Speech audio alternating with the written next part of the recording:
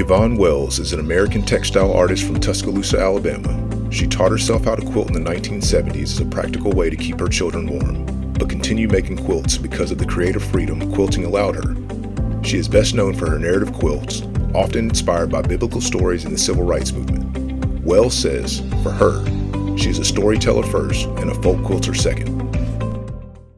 I'm going to show you how to use the fusible interfacing and the freezer paper that came in your art kit. So for the fusible interfacing, that is the one that is kind of see-through and has a little bit of a texture on one side. The freezer paper is the one that is shiny on one side and not shiny on the other. So let's start with the fusible interfacing. This is for pieces that you want to leave a raw edge. So I'm going to use this on my design. I am doing an image of a memory from my childhood from a night when there was a meteor shower. So we lived on a lake and we laid out on blankets and watched a meteor shower. So I tried to think of something like Yvonne Wells likes to do images that are narrative and kind of tell a story. So I chose something that went with the fabrics that I had that would tell a bit of a story. So I'm going to take my fusible interfacing and I'm going to put it texture side up. So that is the side that is going to be sticky. And I've got an iron here, so you're going to need an iron for both of these techniques.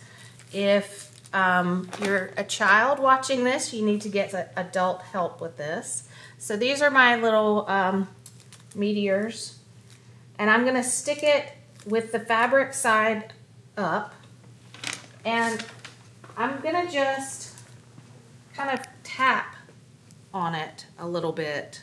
I don't want to put my iron flat down because if I put it right on this interfacing, it's going to stick to my iron. So I'm going to go ahead and put them on there and just kind of tap it so it's stuck just a little bit. And I also don't want to, at this point, I don't want to flip it and iron it like this because it will fuse this interfacing to my towel. On here, I'm going to cut right around my shapes. And now I'm going to put it fabric side down. And at this point, I can put my iron right on there for a few seconds and really get it fused to that interfacing so it's stuck on there. And then I'm going to peel off the back part of that interfacing. So you have to kind of find the end here, which can sometimes be tricky. I'll try the other side. Okay, and I'm going to peel off the backing paper from that interfacing. And so now I have this interfacing left on there. I'm going to place it where I want it on my design. And now I can iron that down and it will stay on my background. So again, you don't have to use this, but it's a nice technique to keep pieces, especially smaller pieces like this, where you want it until you can get it sewn on. So I also did this with this green background piece. These two pieces I haven't tacked on. They're a little bit bigger, so I'm going to leave them until later.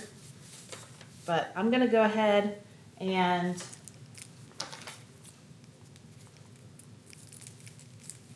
tack this other one on as well so you can see it again. And then I'll demonstrate the freezer paper.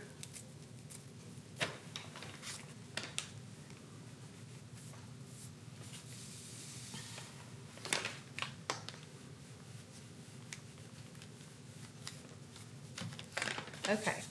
Now I'm going to show how to use the freezer paper. So the freezer paper is, if I want a finished edge all the way around where the edge of my fabric is tucked under, this is just a raw edge. I just cut the fabric and left it the way it is. So instead of cutting out my shape first, I'm going to draw my shape on the freezer paper. So I'm going to draw myself just a little moon. I'm going to do just a circle for a moon here. And this is the shape and the size that I want my piece to be. So if you're going to use the freezer paper and you want a finished edge, you need to do your shape on the freezer paper first and then cut it out of the fabric second. And the reason for this is, so I'm going to do it out of this blue here.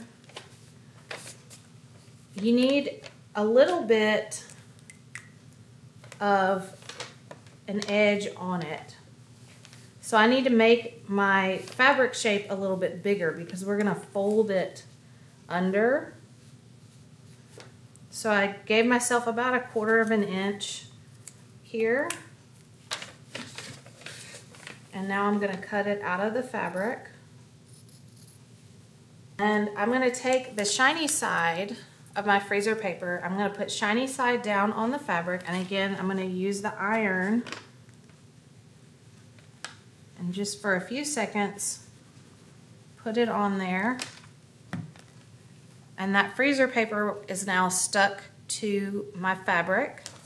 And I'm going to take my scissors and make little cuts just right up to the edge of my freezer paper.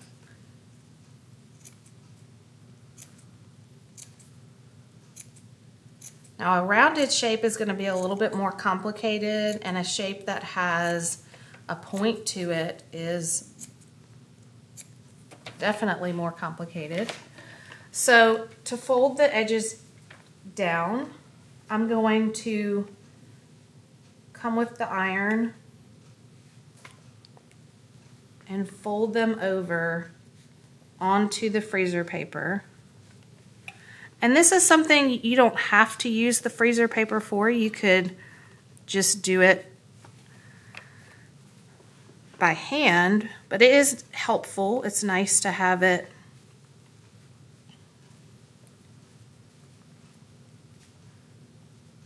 and this is one for sure. If you are younger, you may want to get help with this. All right, once I've got them kind of folded, get them all down. And now I can take my freezer paper out.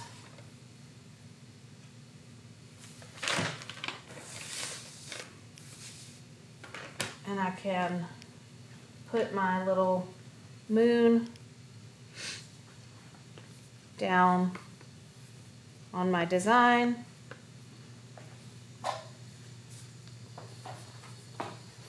And it's ready to be sewn down.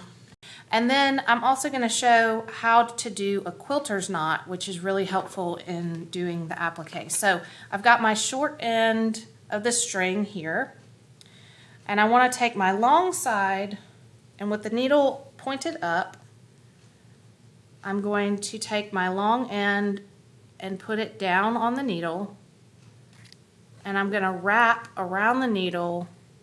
I'm going to do 3 times.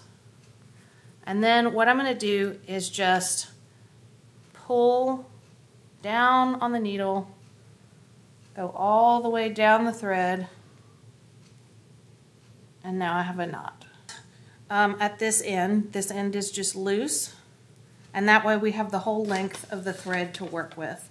So I'm going to show, I'm going to start with my little moon here. And I'm going to show a blanket stitch. So I'll show 2 different stitches, and I'll start with this blanket stitch. So I'm going to come in from behind, bring it all the way through to the knot, and then I'm coming just to the edge of my moon. And I'm going to pull it down. And I'm kind of tucking my edges under because we did the freezer paper earlier to get it under. I'll move over just a tad, come through again, and then go to the edge. And you can decide, you know, if you want to use the thread that is going to stand out more. So with this, I thought, you know, the yellow might be nice on the moon shape. So as I keep going, then I'm gonna keep tucking my shape under as I'm going around.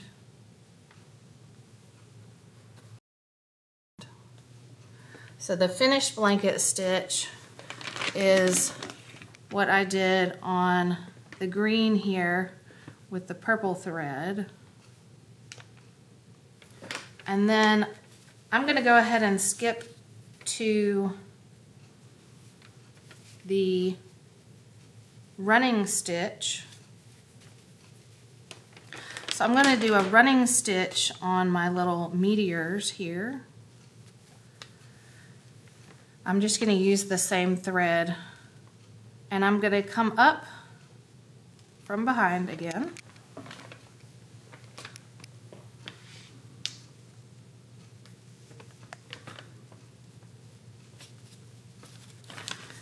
I'm going to go a little ways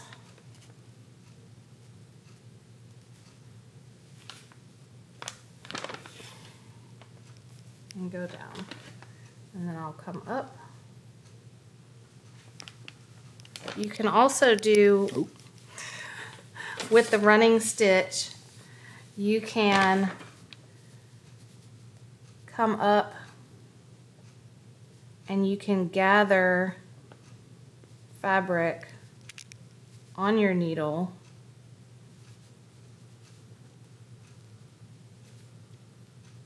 so you can go up, through, and back down and through, and come up all the way up and all the way back down.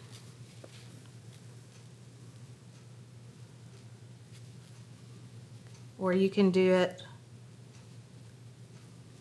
where you fold it.